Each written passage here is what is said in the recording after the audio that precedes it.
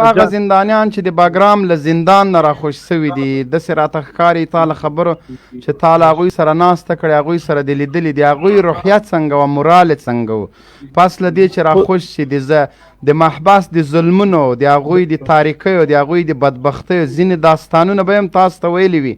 که لطفا په هغه باندې لږ فوکس وکړي او په لنډه طریقه باندې راته ووایه بالکل نو دغه د دوی په ستر او په لوړ مورال باندې دلالت کوي چې دوی یو داسې وحشي او کواکې او ګوډاګۍ ادارې ته وایي چې موږ د امیرانو په لاس کې یو که امیرانو ته هر څه راته وایي موږ هغه منو هغه که راته وایي چې جګړه وکړي جګړه کوو راته وایي چې کور کې کینو نو له دې نه لوړه خبر له واچول او راته ویې ویل چې تاسو باید له موږ سره نن شپه میلمانه سئ او موږ ډېر بښنه غواړو ډېر په اکرام او ډېر په عزت راته ولاړو نو انشاءالله العزیز ټول بندیان به په د عزت په توګه راخوشي کېږي او ټول به راخوشي کېږي او دوی به شړېدلي شرمېدلي شاته پاته او د همدا رقم انشاءالله تعالی نور دوستان هم راغلو هغو ته هم وخت ورکړه ډېره مننه الله سپاره سلام علیکم محترم شهاب لیوال صاحب د موږ خپرونې ته ستړي مشي درته وایو مخکې له دې چې ته مقدمه خبرې شروع کړې امین صاحب سلام علیکم د بندیانو موضوع مو نن د سر ټکي دي او بندیانو باندې خبرې کوو چې بندیانو نه آله د فشار ولې جوړه شوې د ټولو انساني حقوقو برخلاف بندیان په زندانونو کې ولې ساتل کیږي ولې اول خو د کرونا خبره ده دویم که چیرته موږ زو د بین الافغاني مذاکراتو طرف ته نو اوله ماده د بین الافغاني مذاکراتو د داخلېدو د بندیانو خوسي کېدل دي د کابل مزدور او ګوډاګۍ اداره ولې دا خنډ جوړ کړی ده ولې بندیان نه خوسي کوي در حال کې چې ډېر خلک د دې مستحق دي چې زندانونو ته ولویږي هغه ارتې تڼۍ ګرځي خو دغه خلک چې د طالب په جرم باندې زندان کې پراته دي دوی ولې ساتل کېږي د دومره کواکه ادارې لخوا چې هغه لومړني سهولیات هم هغوی ته نسي برابرولی امین صاحب مهرباني وکړه سلام علیکم و رحمت الله و برکاته وعلیکم دوستای گرامی تشکر از اینکه ما را به لایفتان بالا آوردین و دوستایی که لایف شما را ببینه همه روزه بعد از اینکه میبینه موضوعات خوب برهم میکنه و در موضوع آزاد ساختن زندانیای طالبا و امثال کسایی که در زندان پلچرخی هستند و یا در زندانهای باگرام ببینید امروز امارات اسلامی افغانستان یعنی طالبا که در افغانستان جنگ ادامه داشتن و ادامه داره و بالاخره با ایالات متحده امریکا و تفاهم رسیدن که با اونا دیگه درگیر نمیشن با اونا تفاهم کردن اما با دولت را که شما میگین که پسکشانده است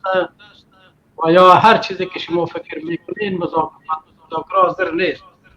و در پالوی از این خواست شما هم همی است که در قدم اول 5000 برادرای طالب شما باید رها شود از زندان ها درست است تفاهم نامه را که شما بین ایالات متحده امریکا کردین اون موضوع بحث علایده است و موضوع داخلی افغانستان که فعلا در راز آقای اشرف غنی است رئیس جمهور افغانستان اونا را که در دولت های که در خارج هستند و در داخل هستند به صفت رئیس جمهور میشناسند و فعلا کسانی که در قید از طلبی 5000 طالبی که در اونجا هستند اونا را نظر به اون معاهده که وعده کرده خود آقای غنی که ما به مرور زمان او را رها میکنیم اما نظر من است که یک دم ما نمیتونیم که 5000 طالب را که همهشان از افغانستان هستند اینا را یک جای رها بکنه به مرور زمان نظر خود ما هم است که به مرور زمان یعنی گروپ وار اینا را باید رها بکنه و در عمل ثابت کنه که اینا در عمل خود پابند هستند اما شرط اساسی در کجاست شرط اساسی در است که همی امارات اسلامی افغانستان که زاده های از امو افغانستان هستند چرا اینا نمیان در افغانستان با می حکومت که اگر دست نشانده است اگر از افغانستان هستند از هر جایی که هستند بیاین یک جای بشینن این مشکلات ما را امی گره را خود ما باید حل بکنیم. حضرت محمد مصطفی صلی الله علیه وسلم هم در اکثر غزوات خود در هر جایی که بوده بنان گره را خودشان با تفاهم نمی صحابه خود حل میکرد. ما امروز ببینید که ما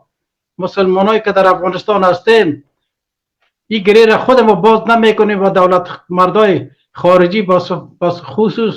شوروی سابق، انگلیس قدیمی و امریکای امروزه میآید در بین مسلمان ها نفاق ایجاد بکنه و یک برادر بر علیه دیگه برادر استخدام بکنه. ما به نظر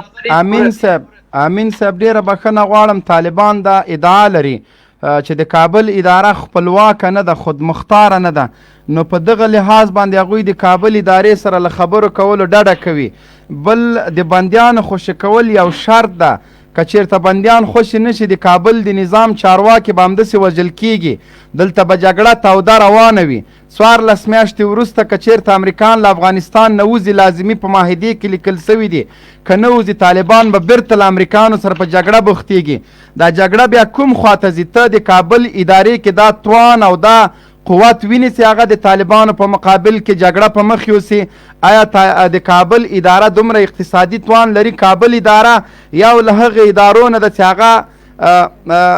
رشوت، غصب، خیانت دا پکې اوج ته رسېدلی. ښه مثال یې موږ د کورونا وایرس په مقابل کې د دوی 4.5 کیلو غنم یادولی سو. دوی د دې ملت په هیڅ درد باندې دوی رحم نه لري. اصلا د دوی کورنۍ په خارج کې دي. دوی د افغانستان له هغه حالاتو نه دي خبر چې کوم د افغانستان ولسو سره مخ ده. موږ ته صلح اولیت لري. دغه خلک چې په بندیخانو کې دي اکثریتو دوی 7 کاله 8 کاله 10 کاله قیدونه تیر کړي. دوی د راخوشي سي چې تر هغو موږ بین الافغاني مذاکرات ته لاړ سو. طالبان په خپل خبرو کې ثابت قدمه دي. کومه معاهده چې له امریکایانو سره سوې ده، د اوربان تړون سوی، هغه تړونونو کې ټول طالبان هغه خپل کوم تعهدات چې له امریکایانو سره کړي په خپل تعهداتو کې صادقه پاتې سوي. که چېرته داسې بین الافغاني مذاکرات شروع کیږي او طالبان د کابل له ادارې سره کوم تعهد ته رسېږي، انشاءالله زه وایم چې هغوی به له خپل تعهده وانه وړي. نو دوی داسې اندازه موږ ته لګېږي چې په صلح یا په اوربان کې د کابل د ادارې تاوان ده.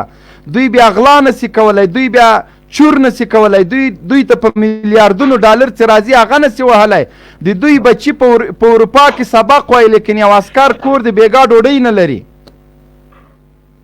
درست است آقا، ما فرموده شما دقیق است. ما گپای شما را شنیدم دیدم، اما موضوع در کجاست؟ ما میایم در زمانی که ما با خارجی ها یعنی با کفار یعنی با امریکایی ها صلح میکنیم. ما چرا نمیخوایم که با حکومتی که شما او را میگیم که دست نشانده است و اونا اجنبی هستند، وقتی که امریکا خودش اجنبی باشد؟ آقای امین د ما خبره تا وانه خیستله. کابل طالبان وایي د کابل اداره بلواکه او بېواکه د خپل اختیار نه لري. څه چې امریکایان ورته وایي د امریکایانو په اشاره مخ ته ځي. درست است خیر ببینید، درست است، خداوند تو را خیر بده. دی گپ درست است. هر رژیمایی که آمده وابسته به یک کشور خود